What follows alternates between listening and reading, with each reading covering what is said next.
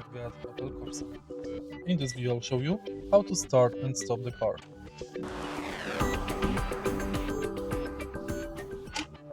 Since this car is electric, it has start-stop system. To start the car, press brake and press and hold engine start button for 1 or 2 seconds. The car will start. To start driving it, switch the transmission mode to parking. To drive. In order to do it, press button located on the side of the transmission and push it down. Now you can start driving. To stop the car, press P button on the top of the transmission and press engine start stop. If you find this video helpful, please leave like, comment and subscribe.